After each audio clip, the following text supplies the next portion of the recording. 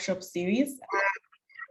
This workshop is proudly organized and sponsored by the One African Child Foundation. I just want to use this opportunity to thank the organizers. I think it's really beautiful what they're doing, and the consideration given for people joining in as well. So thank you very much, Victoria and team. I hope that this session will be as much value add as I hope it will be for everyone joining in. So Daniel, I don't know if we should begin right away, if I should just launch into the slides or give it some time, as I can see that people are still joining every second. Hi, Caroline. Okay, I think we could give a minute or two for people to join in, and then we start off because we'll start off after that.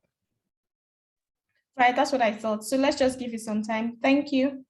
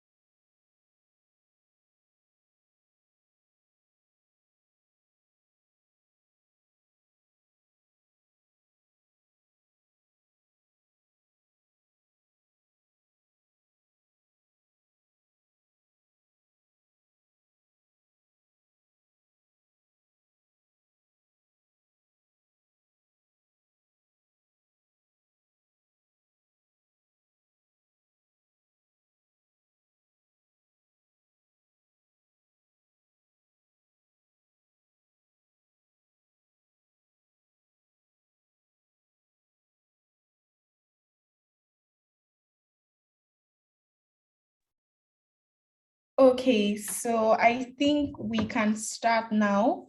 We have quite a number of people waiting already, and I wouldn't want to cut into anybody's time as much as we want to give consideration to those joining in. So we'll just start right off because we have some introductory slides that would help. So yes, I'm just going to share my screen.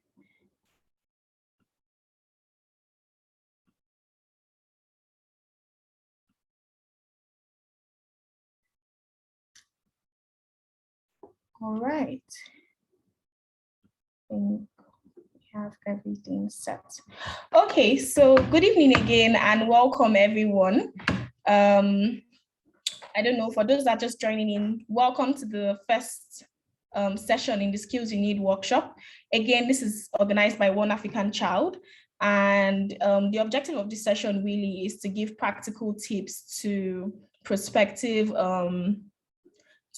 applicants and those that really just want to revamp their CVs and need tips for future applications. So if some of the things I've mentioned are part of your expectations, welcome, you're in the right session. And I hope that this is as resourceful as you hope it would be. Yeah.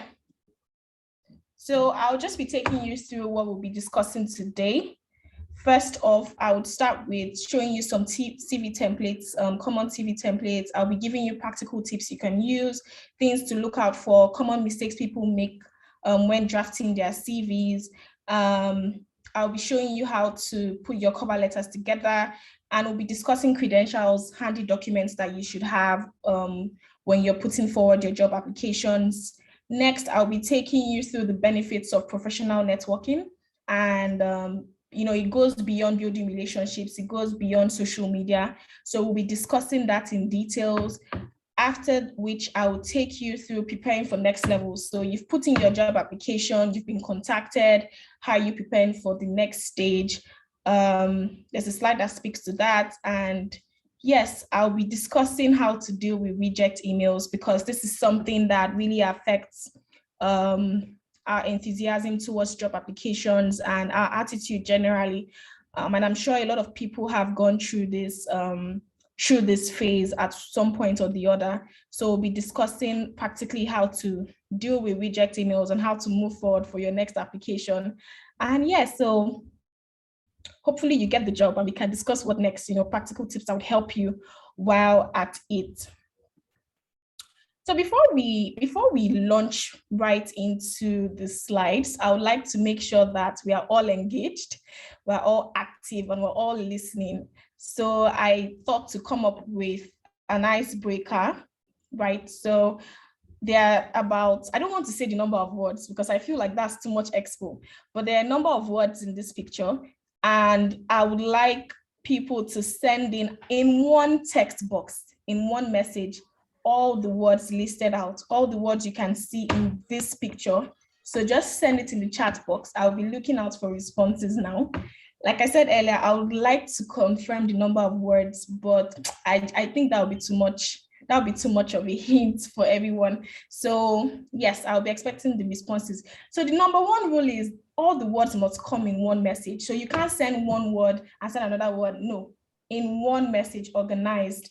So the first two, the fastest fingers, the first two would get gifts, and the gifts will be announced at the end of the session. So I'm currently looking at the chat box to see if anyone has sent in their answers yet.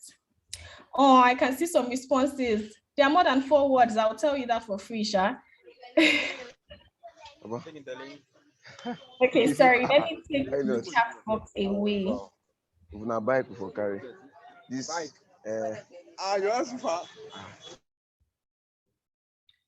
Okay, so there are more than 4 words, guys. I can see that everyone is sending in about, okay, and there are also more than, so there are more than 5 words, but less than 7 words. So let's see. We don't have a winner yet, oh. We don't have a winner. Is this difficult? Let's see. Oh, but we have some people who have come pretty close. I think we have a winner already. Yes, we have 2 winners already. Congratulations to, let me just confirm. I think Nelly Chris sent in the first. Oh, but Nelly Chris, you missed. Okay. She corrected herself. Okay, so I think our winners are Nelly Chris and Jesse. Congratulations. Alaji SA, where did you see boy? Well, maybe he can see something we can't. So we don't waste too much time here. Congratulations, guys. We'll just be moving on to the next session. Your gifts will be announced at the end of the session, just so we can maximize this little time we have.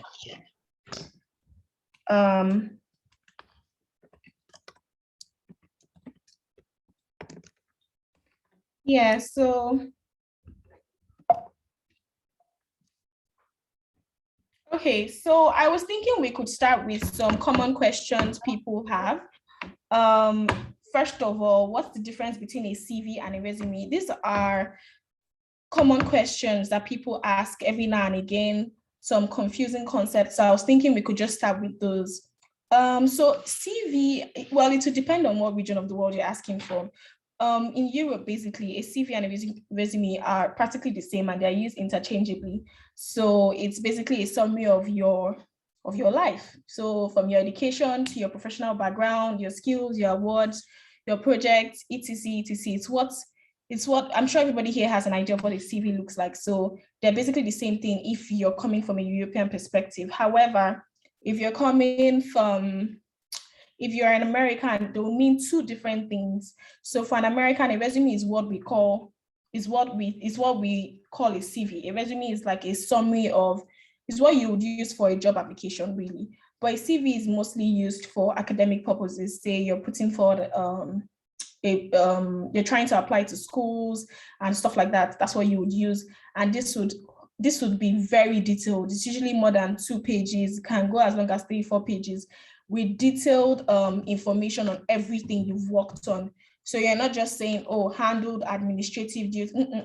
They're giving in-depth details of everything you've handled academic-wise.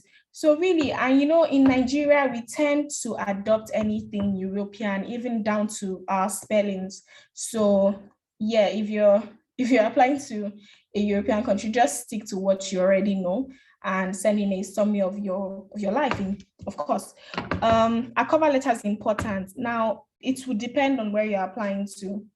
So there's no one size fits all approach for all companies and for recruitment's sake. So it really helps to look through the job description and the requirements. So most times on the job application page, you might be asked to provide a cover letter. Sometimes it's given as optional. So if it's given as optional, it means that the companies are assuring you that you're not going to get disqualified because you didn't submit a cover letter. They're telling you that if you submit, you don't submit, it doesn't put your application one step forward, really. When they put it there, that's optional.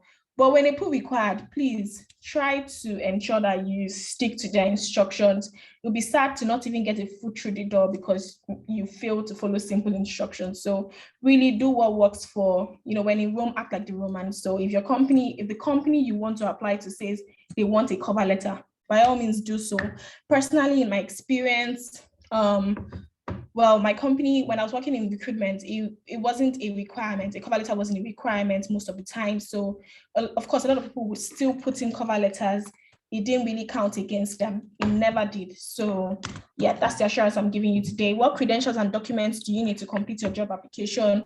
Well, there's no one size fits all answer for this as well, because there are different people, you have different experiences, and so your credentials and documents are always tailored to fit your life. To fit your achievements, to fit your industry, to fit your profession, and to fit the number of years of experience you have. Because really, if you're still in school, they're not expecting too much from you. Basic documents you should have handy always, your transcript, whatever level you are in, you should have something that proves that you're in school and you're on track to getting a degree. But once you're out of school, there's a lot more that's expected of you, right? Some companies would ask that you have your certificate or your statement of results at the very least to show that you've completed your studies and you're not yet an undergraduate. Some would require that you have your NYC, National Youth Service Corps discharge certificate, just to show that, because in Nigeria, I'm not sure right now, but I think you're mandated to have completed your national service for permanent roles, particularly if you're working in the public sector. So yeah, that's something you might need to have ready. It's not, I've seen people want to put in job applications and they're like, oh, sorry, I can't send it in just yet because my NYC certificate is at home. I'm like, wow, in 2021, really? You should always have those things scanned. Do yourself a favor. These days, it's so easy. You can use a cam scanner on your phone. Just take a picture, convert to PDF and save it, because I just feel like those are things you should always have on your phone. You have screenshots of memes, you have stickers, you have whatnot, but then, things that are important to you, unless it's not important to you, then maybe not. But I think you should always have a copy. Aside from the fact that physical documents could get damaged, these are things you should always have scanned and ready, saved, and titled properly. So I've seen people sending CVs and it will just be CV. Oh, really? So I had to now go through the trouble of saving it and looking at your name and saying, oh, okay, this is Tijani Chukuka. No, try to always label your documents properly. If it's your statement of results, statement of results, or, always label your documents properly. It's not enough to just send in something. Sometimes people send in documents, you see it's titled 106BF. What is that? Just looking at the title, I can't even guess what's in that document. I'm not even encouraged. Plus, it doesn't show signs of seriousness. Like, how do I take you serious when you can't even give that much time to labeling your documents properly? Should you pay for a custom-made CV if you can afford to? I mean, I personally have never paid for a custom-made CV, and I have been able to get my foot through the door several times. However, not a lot of people are DIY fanatics like myself. And so if you can afford to, and you trust the agency you're paying or you're outsourcing that job to, then go ahead. If you've seen people's CVs, the templates look okay. I've seen some people go over and abroad for their CVs, and the CVs end up looking very scattered, too many details, too many colors, too playful. But if you trust that the organization that you're outsourcing to is going to do a good job, then go for it if you can afford to. Otherwise, there are lots of free CV templates. You can always ask people who have been in the game longer than you have for the Word documents of their own CVs and tailor it to suit your life. How can you track job applications? We'll be discussing that later on. And I'll be talking about how to track postings, career fairs, and free training sessions. Yes. Okay, so let's go right into it. So right here, I have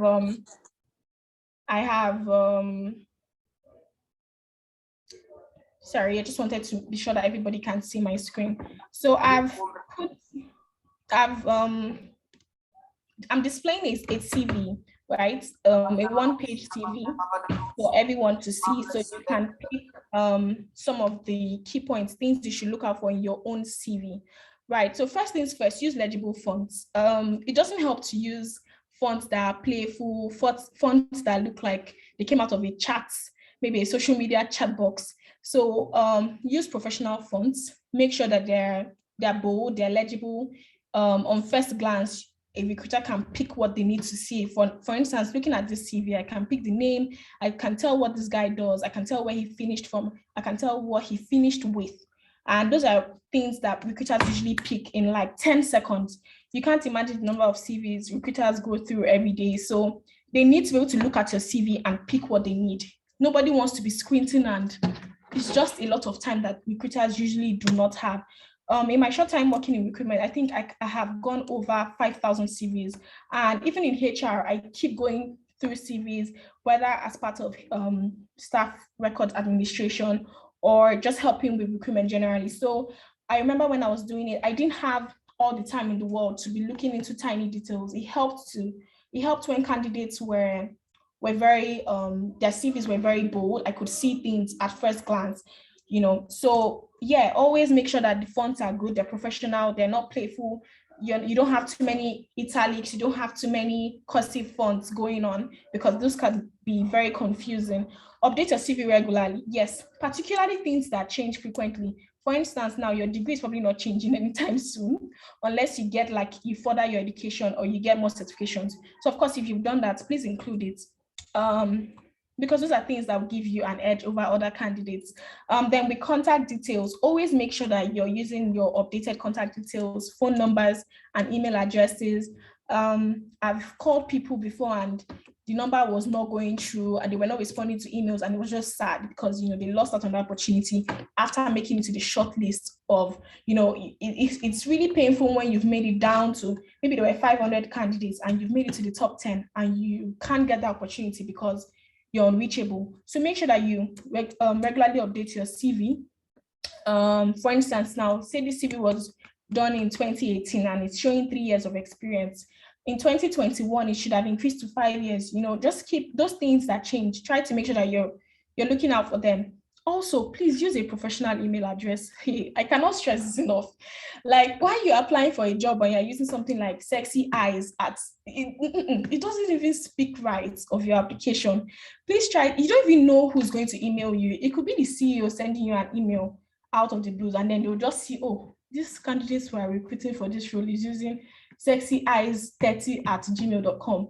You can, I'm not saying you can't have those emails, but when it comes to job applications, it just helps to use professional email addresses. I'm not going to tell you whether you should put your first name or your last name first, but just try to make sure that it's something that you're proud of. If they announce your email address in an entire auditorium, would you be proud? You know, think about that. Yeah, when you're applying to roles, always make sure you tailor your CV to match the role description. Use keywords. So some people have had to work in numerous places, and so they have diverse experience. And trust me, it looks cool when you can say, I've worked as a social media intern. I've worked as I'm looking for something that is offshoot.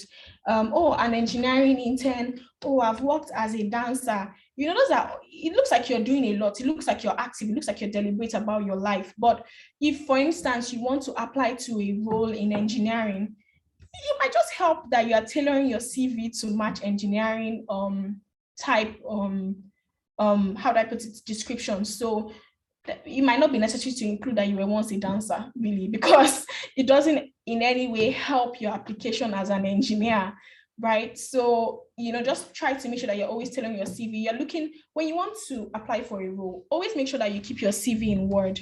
So you should always keep your CV, have a CV template in Word so you can easily edit and save to PDF for each application.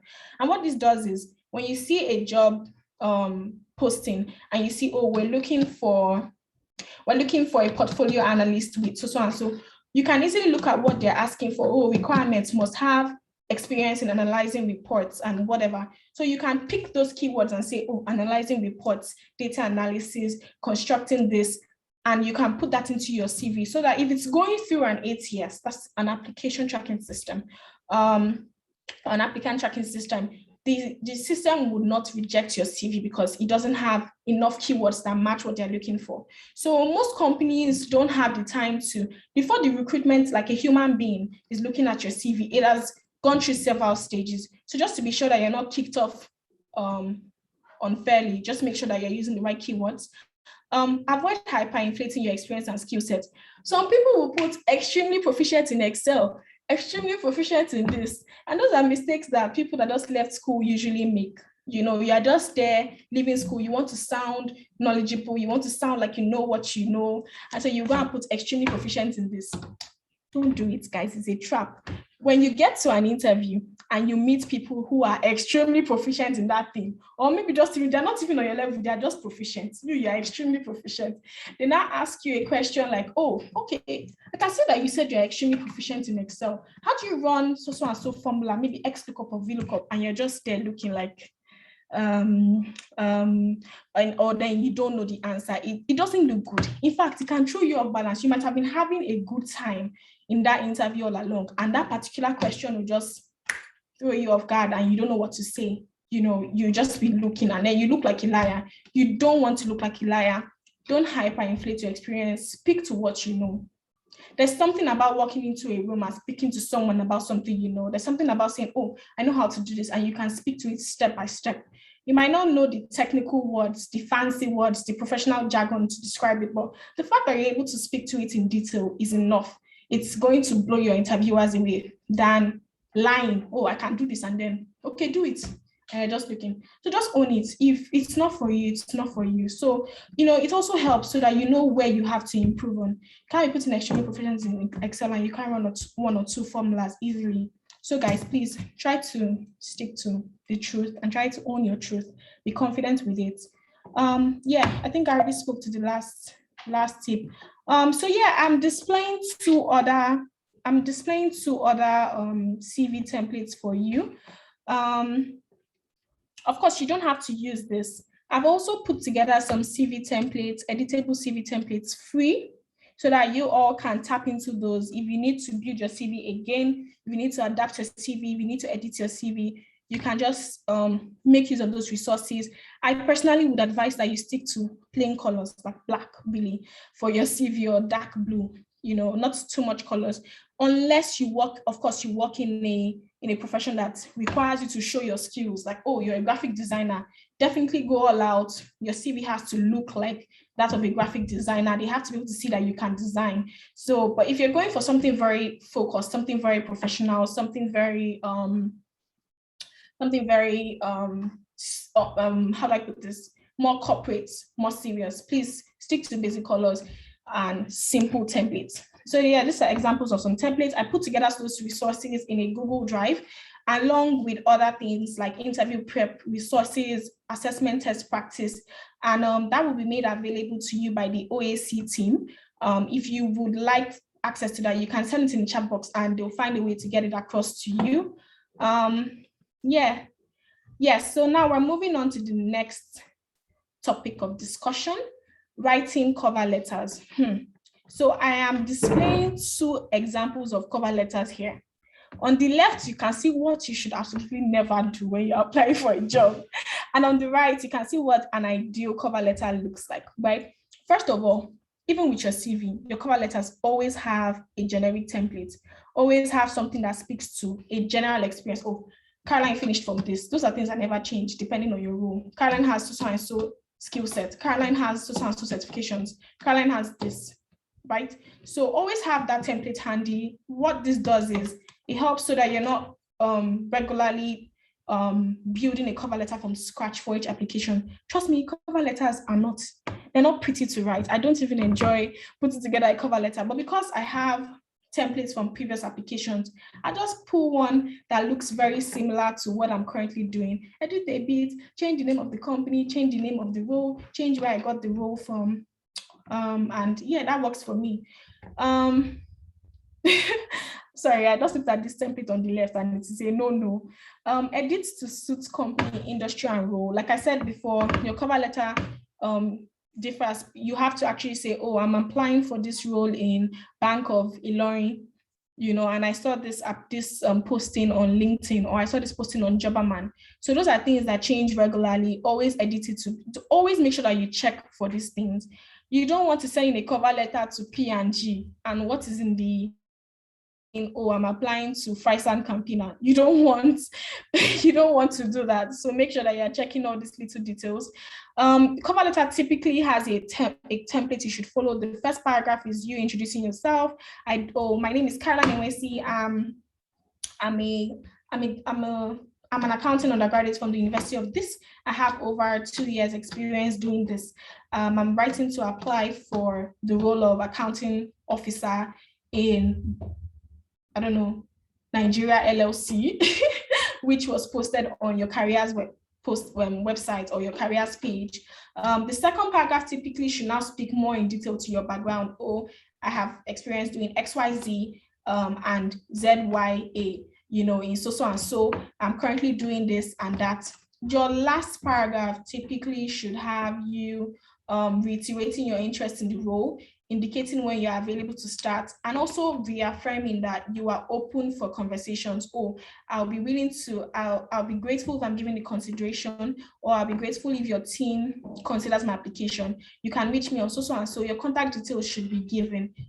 Best regards, Toby Jacobs or Toby Daniel. Then you put in your phone number, and maybe a link to your LinkedIn profile also helps.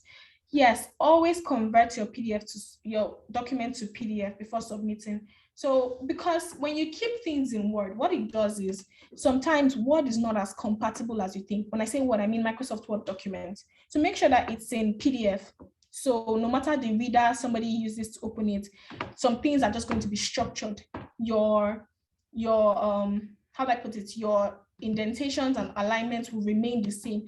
But when you use Word, oftentimes people open with Google Docs and it just throws your document off balance. You see your name is here, your contact detail is here, your template will be out of shape. So please ensure that you always convert your documents, CVs, and your cover letters to PDF before submission. It's very easy. So when you're about to save, after you save as Word, click Save As, change the document type to PDF, and save that. Yes, so preparing for your application, we're assuming that you've built your CV, you've drafted your cover letter, you've pushed your application in, you've submitted the necessary credentials. First things first, guys, the most important is your attitude, right? When you're preparing for any application, your attitude and your mindset matters a lot. Lots of people have missed out on opportunities because they had the wrongest mindset. They had this mindset of, oh, I will never be enough. Oh, do you know how many people will apply? Oh, do you know the amount of gurus and nerds that will apply? They can never look at my application. I will never stand out. Please, guys, that's the wrong mindset. Always believe in yourself. Give yourself that chance. Do you know who you are? Do you know the child of whom you are? Tell yourself that. Do they even know you? They don't know you. So you have to go and you have to sell yourself. So build an optimistic mindset. If it means you talking to people to boost your confidence, for instance, when I'm feeling down and I'm second guessing myself, I talk to people and I say, oh, see, I don't think I'm good enough for this role, or I'm having doubts about this. And they'll tell you, Caroline, really? So speak to people. Sometimes it helps, when you're able to even move over your mindset, you'll be able to get the confidence to put in your application, you're able to get the confidence to see your application through. Some people get called to interviews and they don't show up because they're like, I'm not going to be considered for this role anyway. I'm scared. Why would this corporation look at me? You never know, guys. So please try to build an optimistic mindset. If it means whatever works for you, if it's talking to people that works for you, please do it. If it's praying to God that works for you, if you're a religious person, please do it. If you have to read people's stories, that's why some of all these social media sites are there. Tap into the blessings, tap into those good stories, and just be optimistic. It helps. Also, when in doubt, always ask your friends, ask senior colleagues and mentors for tips and advice. No man is an island. Everything that I am today is because of the people that I know, partly, and because of myself and because of God. So guys, please always ask. If you're in doubt of an application process, an assessment, of yourself, really, if you're in doubt of career pathways, ask people. It always helps. There's nothing great in boasting about, oh, I did it by myself, I did it all alone. Yes, great. But if you can afford to do with the help of others, please do so. And it's down to assessments, really, not just applications. Oh, you're about to take an assessment test, you're not sure, you're scared, speak to people. Oh, you're not sure about this company, please ask people, do you know this company? What's the culture like there? Is this a place I should aspire to work in? What should I, take note of? If you even need a second opinion, I always ask for second opinions. Shout out to my line manager. Before I sent in the slides, I had to pass it through her, because I wanted to be sure that I'm on the right track. So it always helps to ask. Always ask. Research. Yes, always do your research. Like I said before, research the role, company, work culture, recruitment process, pay and job description. I know when you're putting in your application, you want to feel like the company is doing you a favor. You're like, they're doing me a favor. You're also doing the company a favor. You're a talent. They need you. You're a resource. So it's not enough for the company to want to know about you, or the company has to sell themselves to you too. So if you're applying to a role, research that role. Oh, what is expected of me in this role? Read the job description very well. Research the company. Okay, you know what the role entails. Roles differ from company to company. What is this company like? I know you need a job badly, but is that company for you? Is that company good enough for you? Does that company deserve you? So Google the company. Go on Glassdoor. That's why indeed Glassdoor, those pages are there. People post reviews unashamedly. They post their truths. I've worked at this company and this company is amazing. They have beautiful opportunities. They have great benefits. They have this. Oh, I've worked at this company. Don't work there. They kill people there. I'm not saying they kill people, but they stress people, or they do this or they do that. You don't want to work here. So it's not enough for you to put desperation before logic. Always try to ensure that you're walking into the right direction. Google the work culture. Work culture is important. Getting a job is great, but being fulfilled in your role and that job is greater. So make sure that the work culture is compatible to your own values. Some people go and work for companies that force them to do things that are outside of what they can withstand. Some people go to companies that force them to, for instance, say you have conflicts with your ethical values, your religious values, and what the company is saying you should do. You want to work for a company, the company is saying, oh, we wear short skirts here, or this can't do, sorry, this can't really do, or you need to open your hair up, and maybe you're someone that doesn't want to open her hair. Is it really worth it? Are you willing to compromise your values for that company just because of a job? So do your research well. Research the recruitment process. Like I said, confidence is very important. So it helps when you have a general idea of what is expected of you end to end.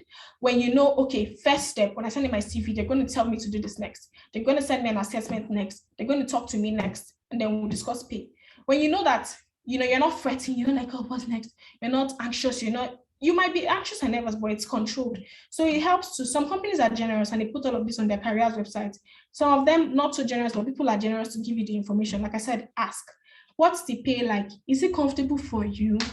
And I'm not saying everything is about pay. Some people are volunteering for free. Some people want to build experience, so they're working for free. But just find out if it works for you. Where's the company? Do you have to travel a distance? And all of that. Prepare your CV, like I said before. Practice common interview questions and answer guides, assessment tests. So there are common testing providers.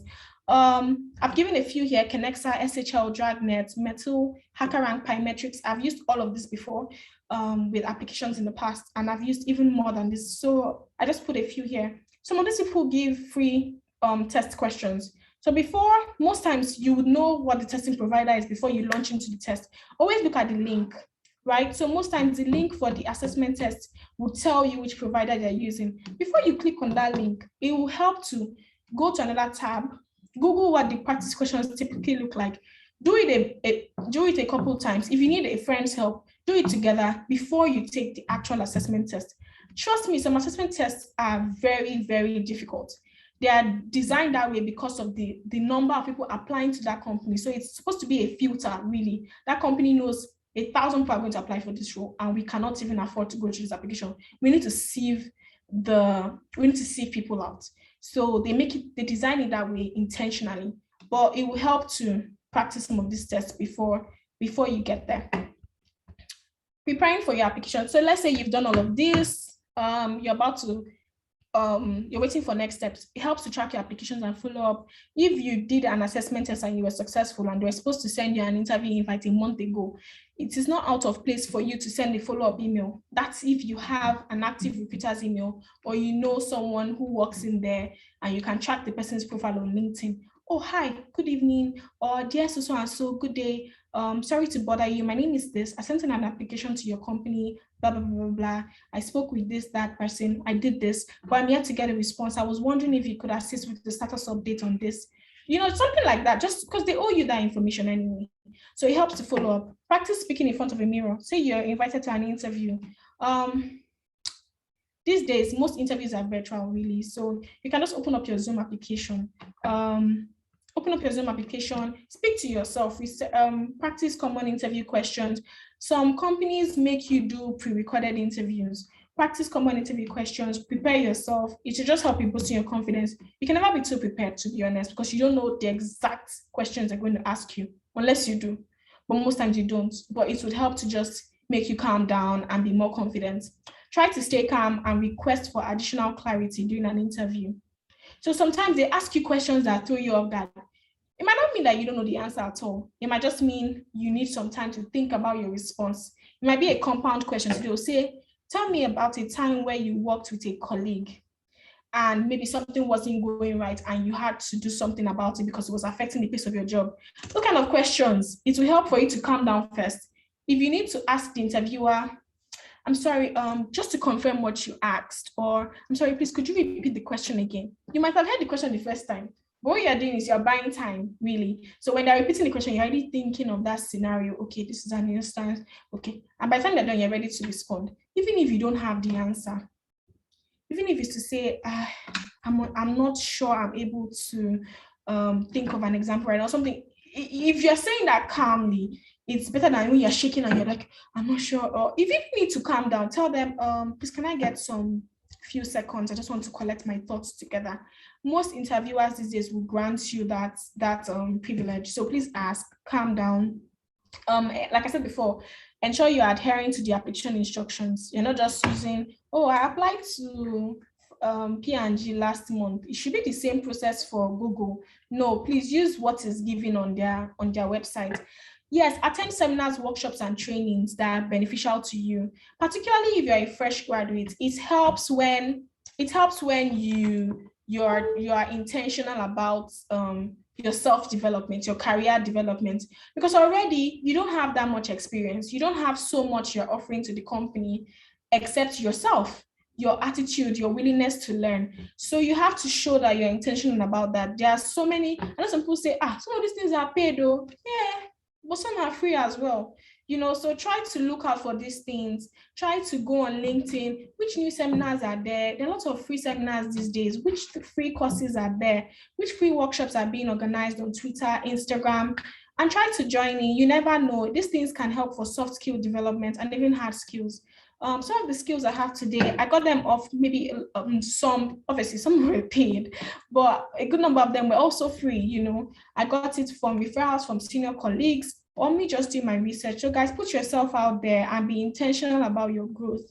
Also, join your faith. Like I said before, if you're a religious person, it might help to pray It might help to ask people to pray for you. Oh, I'm so scared. I put in this application. I'm not sure if I have a chance. Please pray for me. God, please take control. Do that if it would help. Maximizing professional networks. So professional networking is important. I cannot overemphasize this enough. Networking opportunities are all around you every day. If you're a human being, there are so many times you're talking to people. You might not be talking to a CEO every day, but you talk to people every day who know other people. So there are opportunities to network, even if it's when you're buying something, that's a networking opportunity. That's an opportunity for you to sell yourself. That's an opportunity for you to gain a contact. It is very critical for success. Your social capital is power. The people you know is important. They shape your life. They shape the course of your life if you allow them. And investing in key relationships can pay you in dividends over the course of your career and even your life. Some people have gotten jobs simply because someone referred them in good faith, or because someone spoke about their character and said, oh, I vouch for this person. This person is a good person. So invest, speak to people, put yourself out there. Let people know you're job hunting. Let people know that you're having doubts about this. Not people, but important people. If it helps to speak to people to get some kind of direction in, do that. Find out what networking style works for you. For instance, I'm a chatterbox, and so I'm very confident and I can talk to anybody really. But everybody isn't me. Not everybody wants to put themselves out there and approach strangers. If you are better with typing, chatting, or you don't want one-on-one conversations, but you're okay chatting behind the scenes, then do that. Reach out to professionals on LinkedIn. Very easy to find professionals on LinkedIn. Depending on the industry, you can use the role, you can use the industry, you can use the company. Speak with people, introduce yourself, engage. You can build professional networks from your office, from alumni associations or old school student associations, church groups. You can all leverage on this when you're building your network, and it would help. You never know when you need a reference, you never know when you need a referral. So yeah, it's very important, guys. And beyond building relationships, there's social media as well. I've met people, professionals of social media, and they've been very instrumental to my life. And I kid you not when I say that. Off LinkedIn, of course, and many other sites. There are a ton of social media sites you can take advantage of. There's LinkedIn, Indeed, Glassdoor, Jobberman, Fiverr. There are professionals all around these sites. It will help to create an account, first of all, if you don't have one. So create an account, definitely. Set yourself up, optimize your profile, put in key achievements. Oh, I schooled in this, I have this course, I have this certification. Oh, I don't have it, but I'm looking for so and so. I'm looking for this opportunity. Put it on there, update your summary. Oh, I'm a so and so graduate of so and so with number of years of experience doing this. Or I've worked as a student council leader, I've worked as a student tutor, something like that. Endorse your connections for skills. So when you join LinkedIn and you've added your friends, you've added other professionals, go through their profiles, right? Look at their skills. If you know them one-on-one or you've worked with them, endorse them. Oh, I confirm that this person is good with project management. What this does is it also prompts them to endorse you and confirm your skills. The more endorsed skills you have, the better for you, the better for your profile generally. Connect with industry leaders. Like I said, it's very easy to find industry leaders. You might find them along the course of interviews. Personally, I think every interview I have gone for, before I go for the interview, the name of the recruiter sending me an email, I'm going on LinkedIn. I want to know who this person is. What's her background? Is she young? I want to have a sense of who I'm going to be speaking with or who I've been exchanging emails with. So connect with industry leaders. A lot of the HR professionals I know through job applications and some just by virtue of my role. So build a social network, stay updated with latest happenings in your industry and get acquainted with your peers. Content creation and engagement. Once you've done all of this, it's not enough to remain a ghost on that app. People post nice things every day. And yes, some of them are exaggerated. Some of them are bobo, or I don't know how people call it. Some of them are fake stories. But some of them are real content. Some of them are motivational. Some of them are things you can relate to. Like those posts, comment on them, share your views. Some people post views provoking articles like, oh, what do you think about this in a workplace? Comment, let people see you out there. You never know who's looking, you never know who's looking out and who is noticing. So do that, do it reasonably, of course. If you also have articles, you have things you want to share by yourself, don't be shy, put it out there. Some people think, oh, what have I done now that I want to share? This is too little. To be honest, no matter what you achieve, it will always be little to somebody else. That's the truth. If you think, oh, I have to achieve XYZ. Even when you achieve XYZ, to some people who have achieved XYZ, ABC, your XYZ is still little. So try to share your achievements, put yourself out there, let people appreciate you, highlight your experience. Tracking applications, say you've done all of this, it helps to track your applications because it gives you quick access to information. You want to know how many jobs you've applied to this year. You don't know. You're not keeping count. How do you track your progress? How do you know what you've done wrong? How do you develop? How do you improve? So this gives you quick access. Oh, I've applied to 20 jobs this year. Wow, 20 jobs. How many did I get called back for? What could have gone wrong with the ones I didn't get called back for? Also helps to keep you on track. If you're tracking your applications, you know what stage you are at, you know what's next. So you're not thrown off guard, you know what to expect from your next communication. Also helps with organizing your contacts, recruiters' contacts, professionals, other professionals you might meet along the way. You're building that network. So as part of the resources I put together on the Google Drive, I put in an application tracker. It's in Excel format, and this is what it typically looks like. So as you can see here, it says the company, the role, the salary, I don't know. So I just put don't know. The link to the job advert, just in case you need to go back and reread the job description ahead of an interview. When you applied, the contact details of the recruiter, response, have they gotten back to you? No. Have they gotten back to you? Yes. You know what next? What's the interview stage? You've had your first face-to-face or you've had your second panel, things like that. What's the interview date? You know, you can also add to your calendar so you're not missing out anything. Have they given you an offer? Yes. Have they given you an offer? No. Like I said, this also helps with personal development. You don't want to be throwing 100 shots. None of them is coming through and you don't know why 100 shots didn't work out for you. Something is definitely wrong somewhere or something could be done better.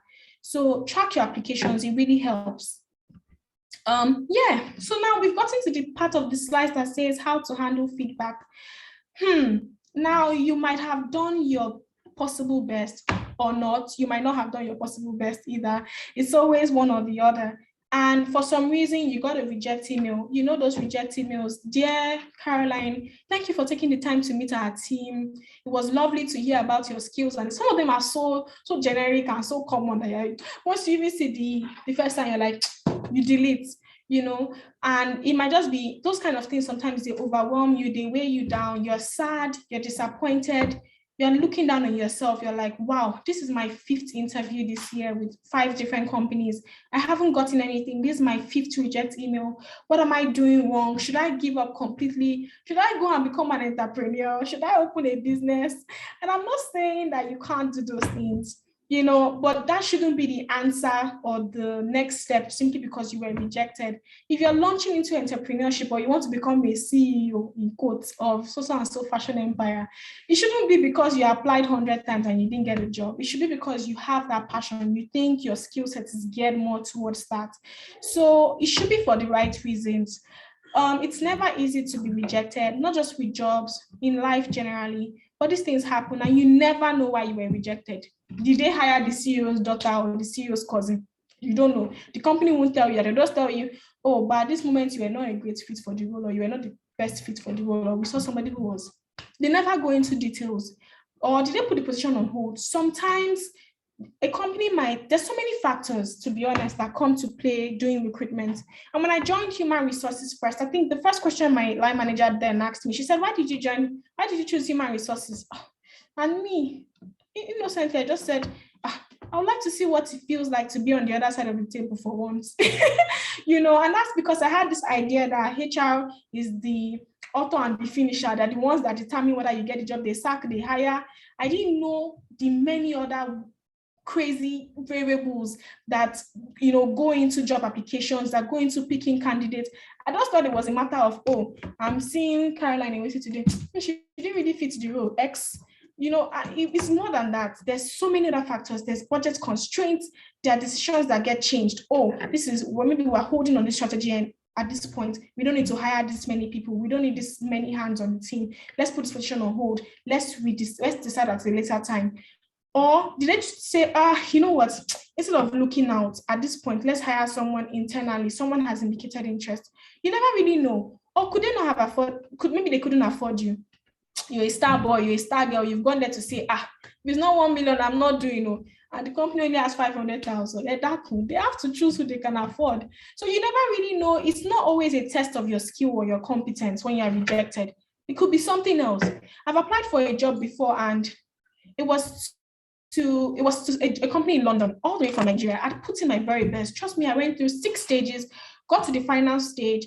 I knew there were just 2 of us because they told us, and I didn't get the job. Trust me, at that point, I was devastated because I was already counting pounds. I'm like, what's the exchange rate?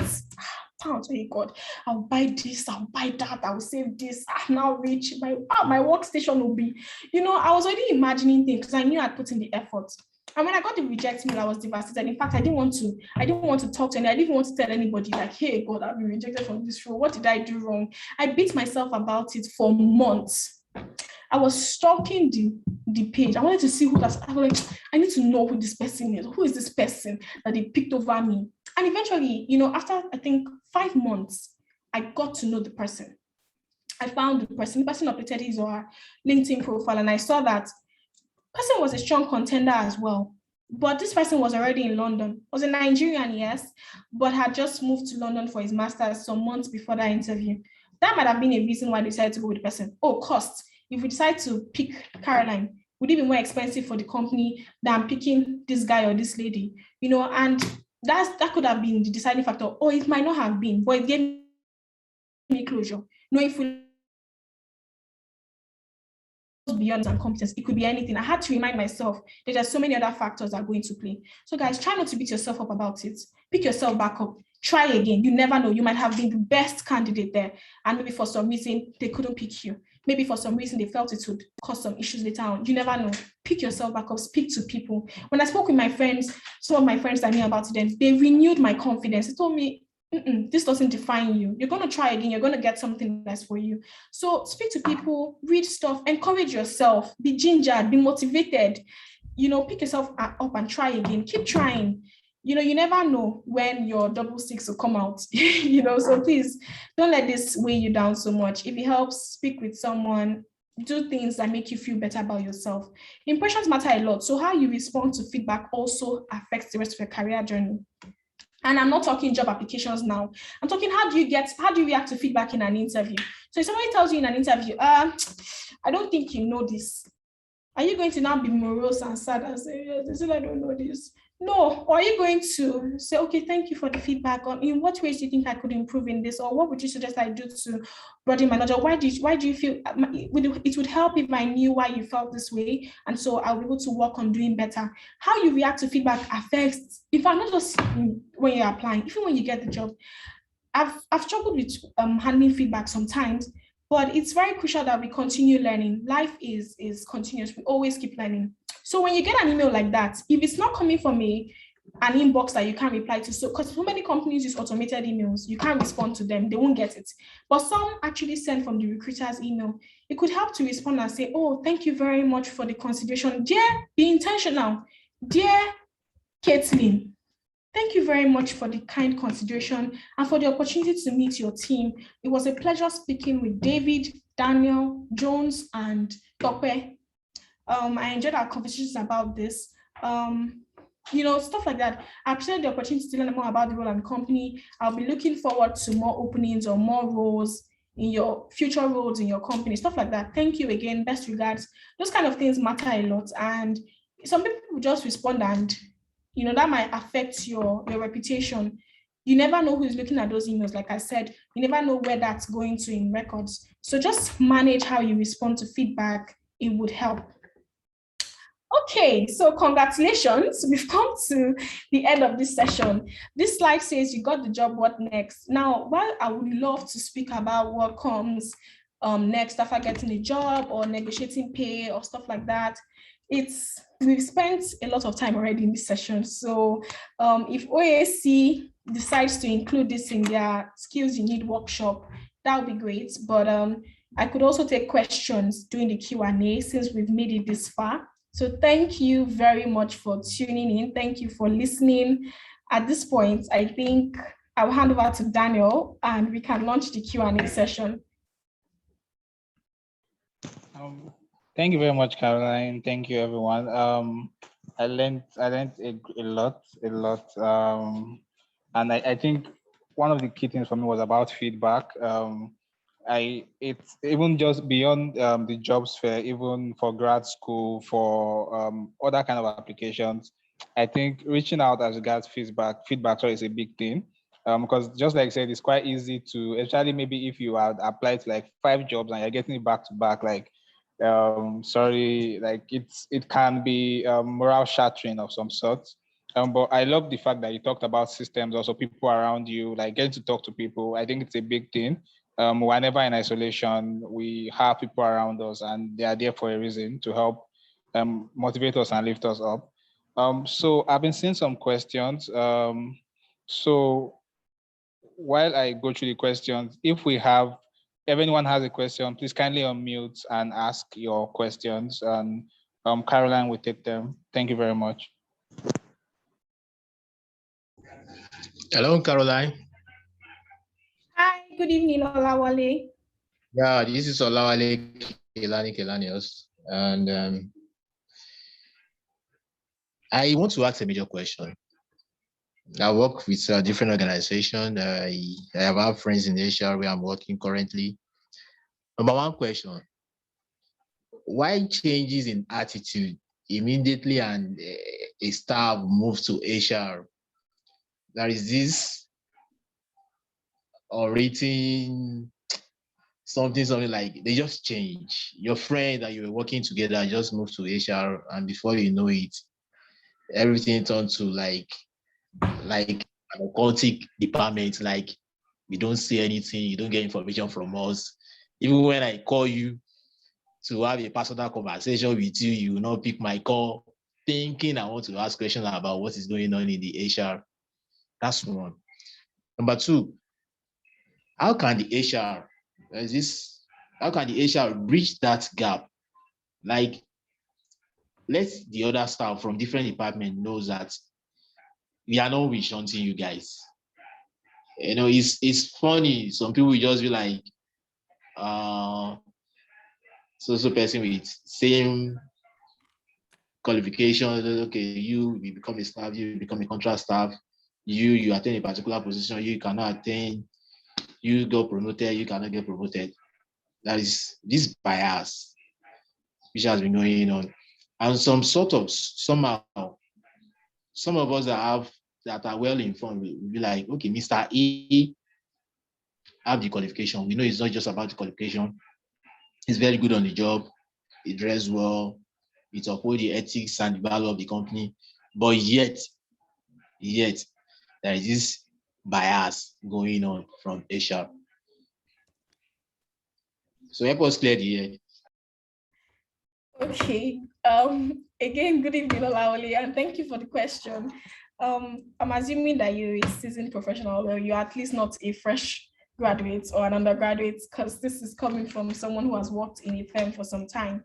So first of all, I would like to, for the sake of everyone else here who might not have worked in a structured work environment, or who might not have worked in a work environment for so long, I want to first of all clarify that this is not the case everywhere. So when I'm speaking to your second question, when you mention biases that go into decision making for appraisals and promotions and things like that, it is not the case everywhere. And again, like I said, there are so many factors that come into play for promotions. You can never know it all unless you are really working behind the scenes. Say you're working with talent and performance management team, or you're working in the appraisal committee. You never really know what is going on behind the doors. And I feel like because you don't have all the information, it might help not to box yourself up into that idea, that mindset that the company is against you or HR is against you. HR is not against you. HR is the link between you and senior management, between you and executive management. We're more of intermediaries. So, and I don't know, I think people have this idea of putting everything on HR, and it's okay because we're really the frontliners, we're the ones you interact the most with. But maybe when you feel that way, try to have an honest conversation with the head of HR or the head of the talent and performance management team. Let them know your concerns if they are willing to accommodate it. And let's see what they say about that. Next steps, what are they promising you? What are they assuring you? What are they saying is explanation for what has happened? And if it doesn't look like anything is going to happen positively, if you feel like you're being stunted at that place, then by all means start looking out.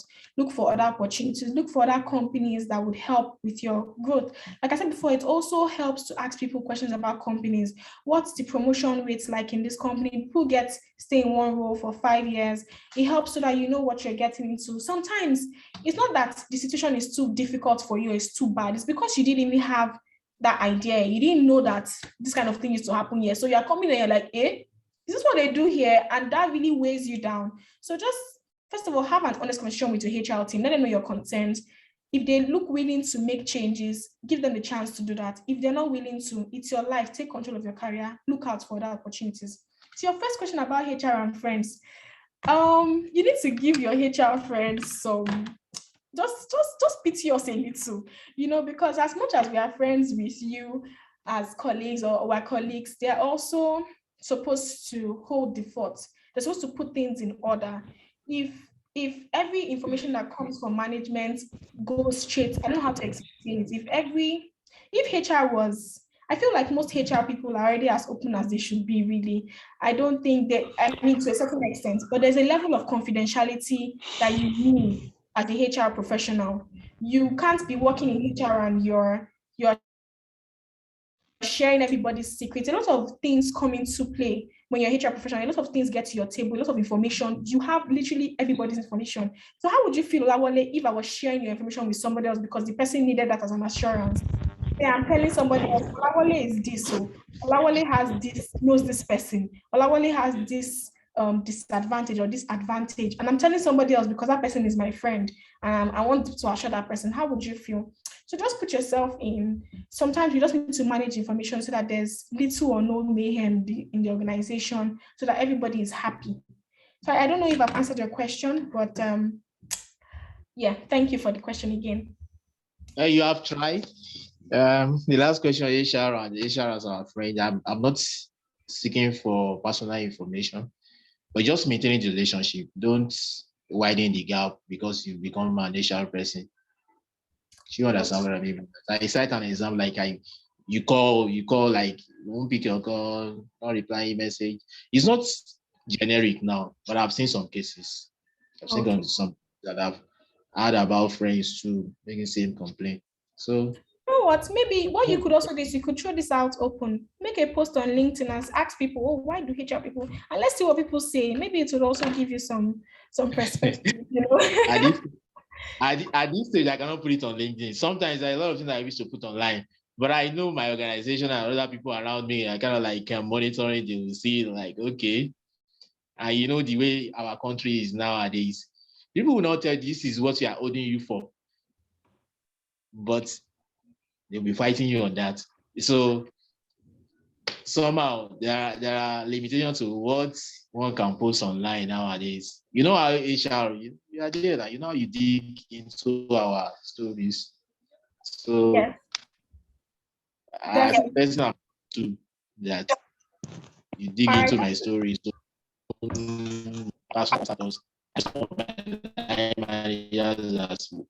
my status. So sometimes if you put something that is against them or against the company, they'll probably use it against you, and they will not tell you that is what they are using against you. So it's still a free word. Thanks for your information. I've gotten to know a lot of things. All right. Thank you very much, Olawale. Thank you. I think we'll just launch into the other questions so everybody has a feel of this Q&A session. So I can see here that Oli B asked a question. She said, how do you make up on your CV when you work in an organization that is still backwards, still using archaic methods, and set yourself up to apply and pass interviews in companies that use present-day strategies with your paperback experience?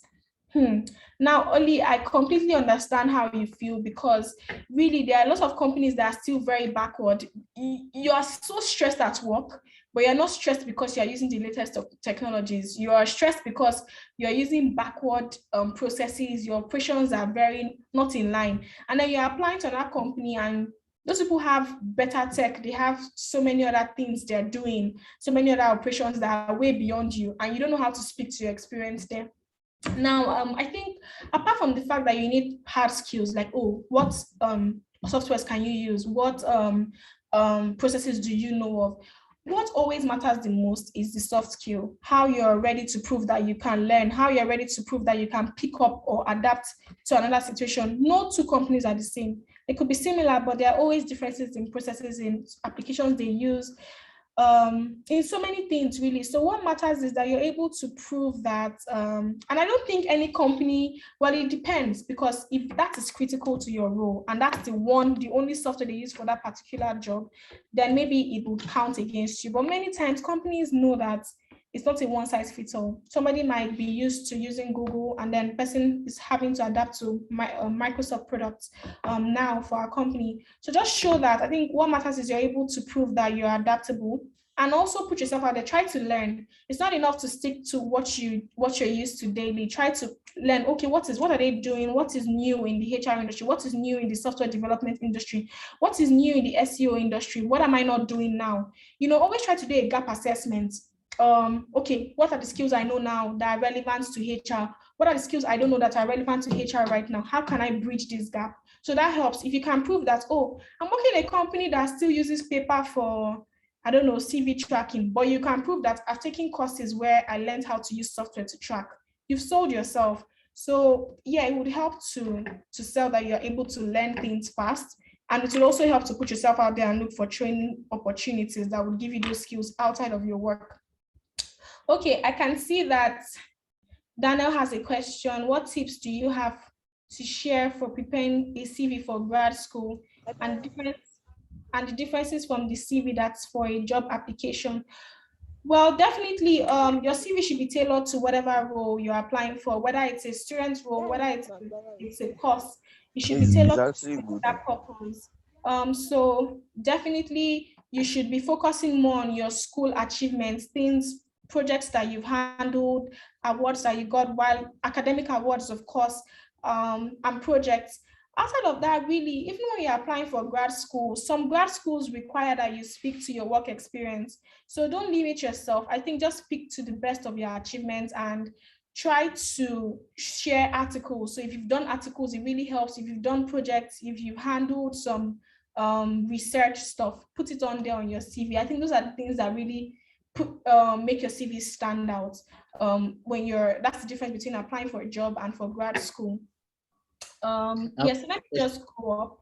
There are some questions up here. I don't want to miss anybody's question. I don't want it to close out. Guys, please remember to mute your mic if you're not saying anything. I can see that someone has his hand up. But before I said, on self-awareness, how do you handle colleagues, friends, bosses, or neighbors that try to put you in uncomfortable situations? Do you fight back, or maybe speak back, or try to have empathy? Well, first of all, it might help to actually have empathy. First of all, I think it might help to just put yourself in that situation and just give the person benefit of doubt. What I do for people is, when I see that you're trying to put me in an uncomfortable situation, I'll give you benefit of doubt. I'll wait and say, is this person trying me? Is this a mistake? Maybe person is not in a good mood today. Maybe person didn't mean to do this. I'll allow you to do that the first time, and I'll just observe, as long as the situation is not that uncomfortable. The second time you try it, I think I would then have to speak up. Because what I do not want is, I don't want our relationship to be affected by something you're doing unconsciously. Some people are putting you in uncomfortable situations and you don't know they're doing that. Some people are cracking jokes that are not so nice to you, and they don't know that those jokes are offending you because you are smiling with them and you are pretending. So yeah, definitely on the first attempt, you can lean back, have empathy, give the person benefit of the doubt. This person did not just do this to me. The person was joking. The person didn't mean to. I'll give the person another chance. The second time, please always try uncomfortable situations. There are levels to it, though. You allow somebody put you in a comfortable situation this much, the next time is going to be this much, the next time is going to be so much that you explode and you might lose that relationship forever. And nobody would understand that you were the victim in the first instance. So try to observe, lean back, observe. Okay, is this a mistake? Maybe this person doesn't know she or he is doing this. The second time the person tries it again, you've established that this was not a mistake, this person did this. So you can now speak back and say, oh, dear so and so, or hi, the other day you did this, I'm not sure that I really liked it, I'm not sure that I was comfortable about it, I'm not sure that it made me feel good. Can we speak about this? If you're open about that, let's see what the person says from there. So Nelly, I hope I've been able to answer your question on self-awareness. Thank you very much. I can see all the thank yous. Thank you so much. I just want to see that there's no question I've missed at the top. Yes, Olawale said the reaction to feedback matters a lot. He had to resort to watching Kenny Black comedies. Yes, guys, if after losing out at final stage of 5, yes, it can be very frustrating. You've gone through over 6 stages of interviews and then you now get a reject email. Do whatever you need to do. If it's to watch comedies, what works for you, please do it. I don't think I can. Okay, I can't see any more questions at the top. Thank you very much. Yes, Ebelechiku said. Before you leave, Caroline. Hi, Olawale. Caroline. Hi, Kilani. Just for the sake of time, can we just take one last question? I want to be respectful to others. So if we say we are going to have this session for 1 hour, we should be able to stick to it just because not everyone has equal data access. I hope that's okay. All right. Thank you very much, Victoria. I think there's one question here, and I can see Hero has his hands up. So please, can we just take those 2 questions?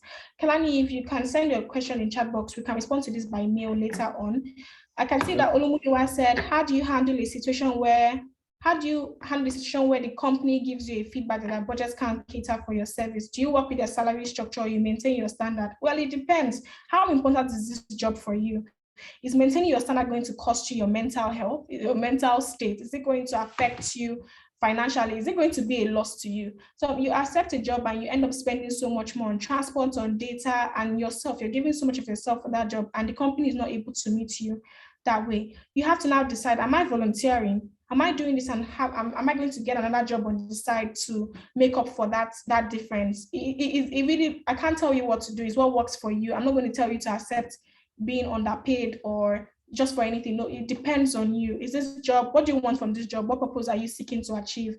And how much are you willing to accommodate in terms of loss or in terms of being underpaid? Hero, your hands are up. This is the last question. Sorry, guys. We can't take any more. I respect Victoria's wishes and I truly want to consider people who are managing their data. So Hero, you can go. You have the floor. Good evening, Mrs. Caroline. Thank you for this particular section. Yes, hi, Hero. Yes, quick one. Please, concerning this issue of CV and application writing and all that. Yeah. Sorry, there is a part there that looks somehow cumbersome. and this is how it goes. Yes, in your presentation, you talked about the cover page to be precise and also the CV writing should also be in line with whatsoever we are writing at. And this is my question. Now let us assume someone is writing a curriculum vitae to work in a job mall, for example, and such a person studied maybe engineering in university, or he studied something like management.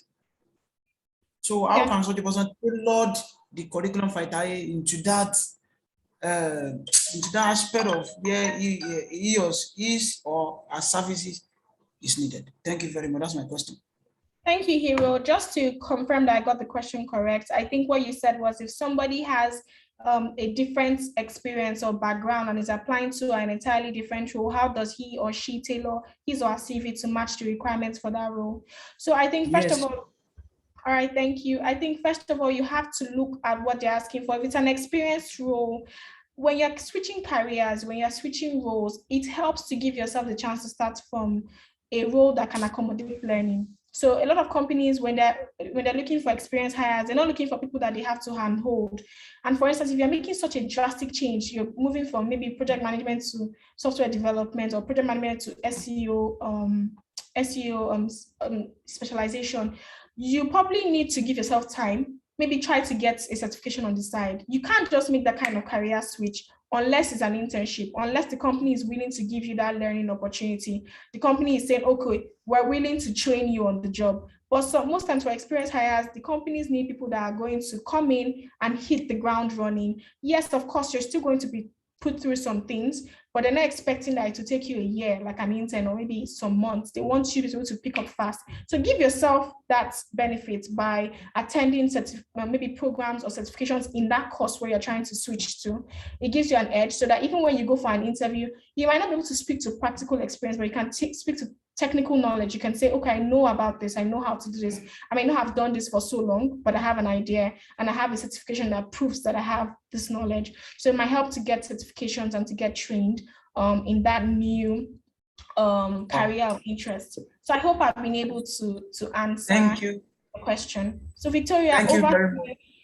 Really Thank you very answered much, everyone. Thank you very much.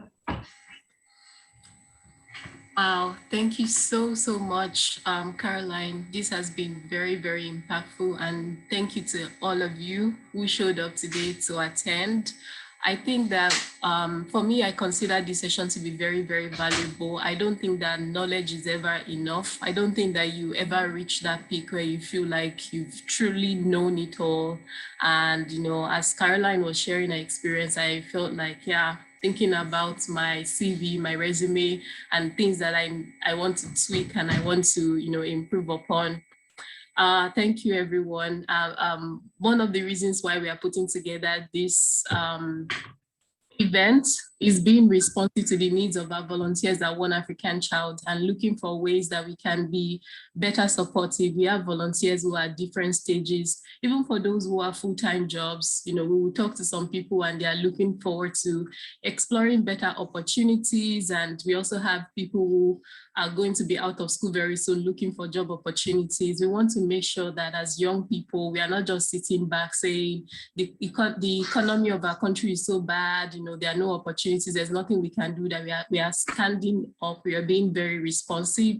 And thank you so much, Caroline, for your humility and accepting so gracefully to be able to share experience. I felt like everything you've shared with us is highly valuable. There are so many influencers on social media these days that charge money for everything we've learned from Caroline today, and we didn't pay a dime, we didn't pay 1 naira. So thank you so much. I pray that, you know, God would continue to bless you and you continue to prosper in all that you do.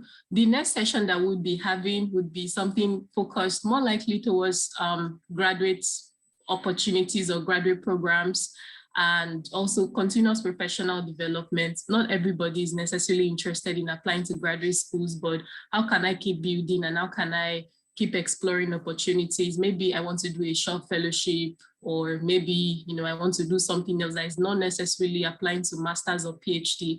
That will be our next focus. And if you are not, please follow us on our social media platforms. This way you can get updated on programs that we have coming up.